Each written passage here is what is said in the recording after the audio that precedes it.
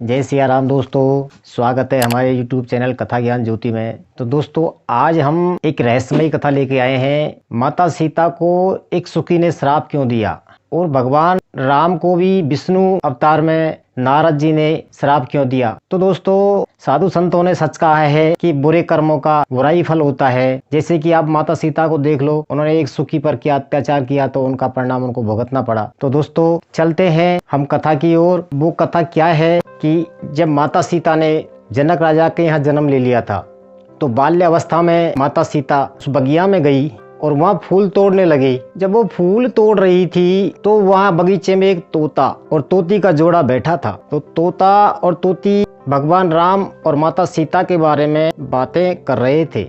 उनकी बातों को सुनकर माता का ध्यान उन पर गया। मादा तोता बोल रही थी कि अयोध्या के राजकुमार राम काफी प्रतापी राजा होंगे, उनसे माता सीता का विवाह होगा। तोते के मुख से भावी पति का नाम सुनकर माता सीता अचंभित हो गई।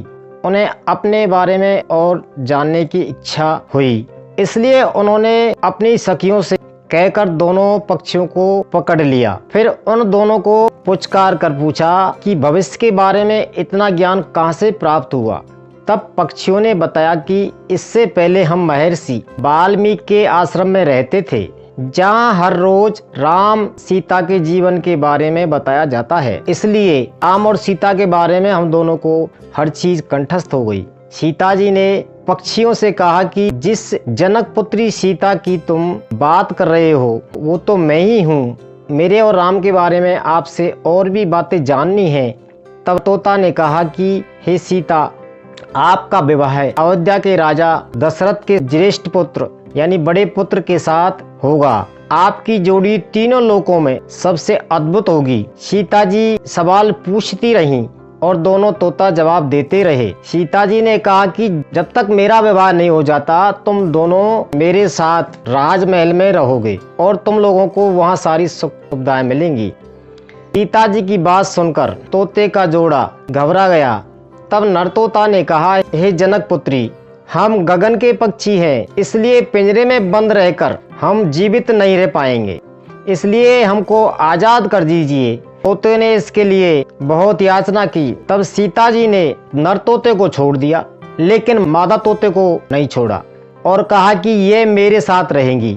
नरतोता ने कहा कि मेरी पत्नी गर्भवती है, इसलिए ऐसे समय पर इसको जाने दें। हम दोनों एक दूसरे का वियोग सहन नहीं कर सकते, इसलिए आप मेरी पत्नी को जाने दें। लेकिन सीता ने उनकी एक ना सुनी। इस पर मादा तोते को बहुत गुस्सा आया और शाप दे दिया, जिस तरह तुमने गर्भावस्था में मेरे पति से मुझको अलग कर दिया है, वैसे ही गर्भ अवस्था के दौरान तुमको भी अपने पति से अलग रहना पड़ेगा। इतना कहते ही मादा तोते ने अपने प्राण त्याग दिए। मादा तोते के प्राण त्यागते ही कुछ समय बाद नर तोता के पत्नी के वियोग में प्राण चले गए। इससे माता सीता को बहुत दुख हुआ, लेकिन तब तक बहुत देर हो चुकी थी। और दोस्तों, बताया जाता है कि जो वो तोता था अवधपुरी में उसने जन्म लिया, जिसको धोबी बताते हैं, कि जिस धोबी के द्वारा माता सीता को वनवास लगा था। और इससे जुड़ी एक और भी कथा है दोस्तों। जब भगवान विष्णु के अवतार में थे श्री राम, तब नारद जी ने उनके लिए श्राप दिया था। तो उस समय की बात है कि नारद जी ने कामदेव को जीत लिया था और उनको घमंड हो गया था। और घमंड हो गया तो वो चारों तरफ अपना इस बात की चर्चा करने लगे कि मैंने कामदेव को जीत लिया है। तो अपने पिता ब्रह्मा जी के पास गए। ब्रह्मा जी से कहने लगे कि मैंने कामदेव को जीत लिया है। तो ब्रह्मा जी कहने लगे कि ठीक है, तुमने कामदेव को जीत लिया है, लेकिन ये बात शंकर जी से मत बोल देना। उस बात को सुन करके फिर शंकर जी के पास गए। शंकर जी से कहने लगे जाकर के कि मैंने कामदेव को जीत लिया है। शंकर जी बोले ठीक है, आपने कामदेव को जीत लिया है तो ये बात विष्णु जी से मत बोल देना।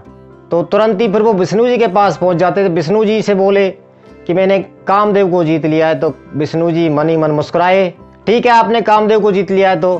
तो विष्णु जी ने एक माया रची लक्ष्मी जी के साथ। उन्होंने एक रास्ते में एक नगर की उत्पत्ति की, सील नगर बनाया, जिसमें एक सीली निधि नाम का राजा प्रकट किया, बैठा दिया वहां सिंहासन पर।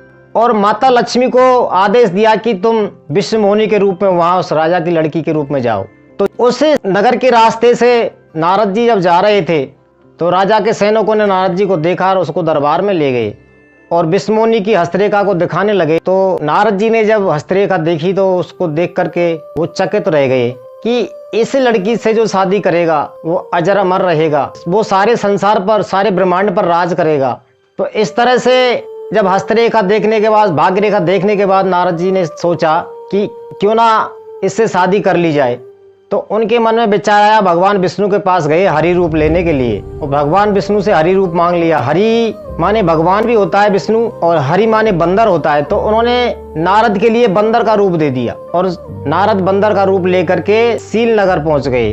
वहाँ देश विदेशों के राजा महाराजा आए, भगवान विष्णु भी आए, सभी आए।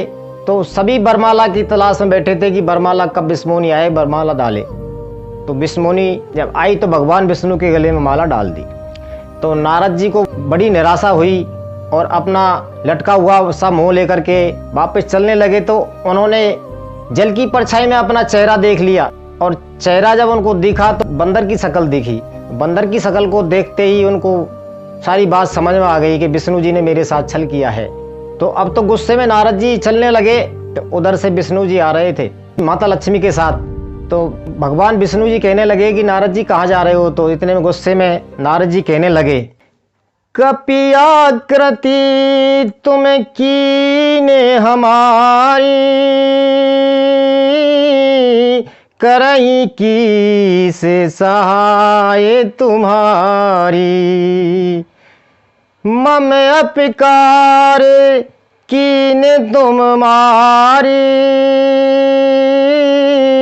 नारे बेरऊं तुम होए दुखारी।